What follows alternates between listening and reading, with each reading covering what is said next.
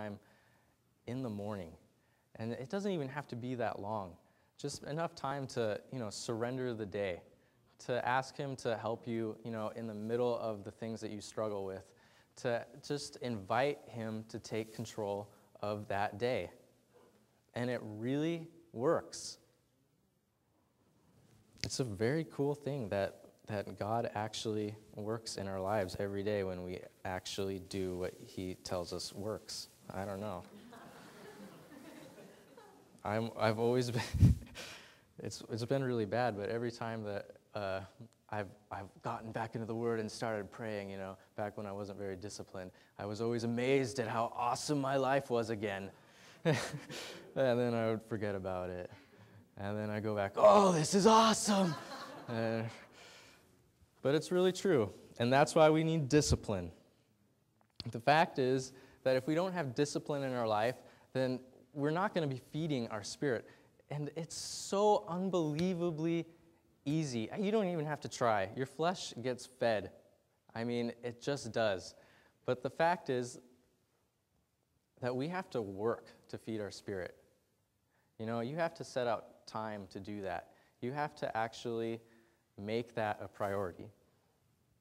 And another thing that I was convicted of in the last 6 months, there's been a lot of conviction going on, is how much of the, feeding my flesh is my own choice. Because I hear this a lot from myself and just believers in general. It's really hard in this world, there's pictures everywhere and the shows and everyone talks like this. And I realized that probably half of the things I was complaining about was my choice to watch it or listen to it.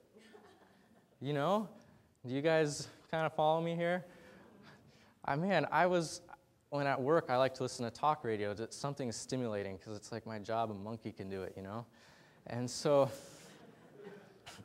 but I realized that some of the stuff that I was listening to on the radio was not at all beneficial. In fact, it was the opposite. It was leading my mind to places that it should not go. And that doesn't necessarily mean like all the obvious temptations, but sometimes your mind should not go to places where people are,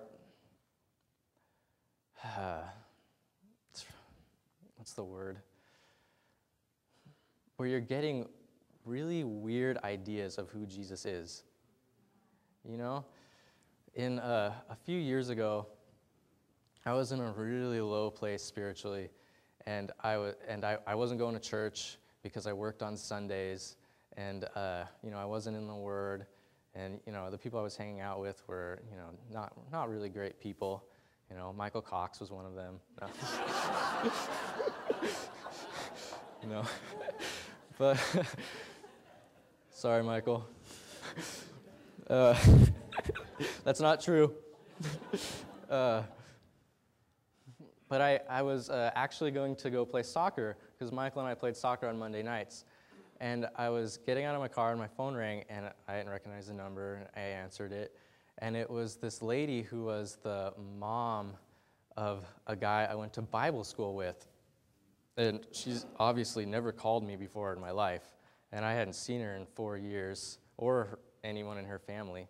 And she's like, this is really weird, Stephen, and I really struggled with calling you, but I really feel like the Lord just wants you to know that he really misses you and your ideas of him have really become tainted.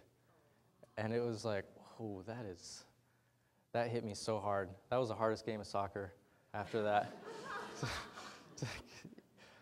But the fact is that the things that we intake, especially in this culture where every way is a path to God, and Jesus is one of just the enlightened teachers and all that, it's really easy to be our ideas of who God is and who Jesus is to become tainted by the world because of the things we choose to listen and put in our life. Because we choose not to grow in him, not to spend time in prayer, not to spend time in his word, because we choose not to feed our spirit. And really, when it comes down to it, it's a choice. No matter what excuses you make or I make, we choose not to do it. And it's a hard truth. The fact is that if you didn't spend time with the Lord that day, you chose not to do it. And the fact is that, oh man, I really struggled because of what I put in my mind this day. You chose to put it in your mind.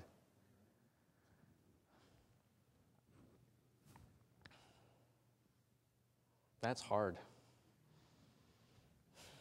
One of the things that was really, that I was struggling with when I was preparing this on a selfish level was I was like, why can't I speak on the joy of the Lord, you know? Why? This isn't a fun topic, especially when you're still being, made new. When you're still working towards it, when you're still realizing that there's things that need to be cut out of your life, there's things that you need to change, and there's things that you need to do that you aren't doing. We can feed our spirit or we can feed our flesh. In the world we live in, our flesh is fed pretty easily, but we have to work to feed our spirit. And if we aren't disciplined, we're just going to be tossed around by the whims of whatever we want to do in that moment. And that's not a fun place to be.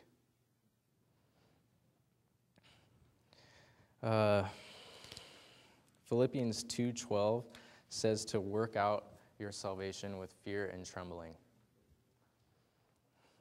As Christians, doctrinally, we really struggle with the whole idea of grace and then, working out our salvation. How does that work? What happens there? And the fact is that it's the age-old thing, what God did for you should lead you to change your life. And grace is awesome, because without grace, there's no possible way that I could be up here today. There's no possible way that any of us could even be here.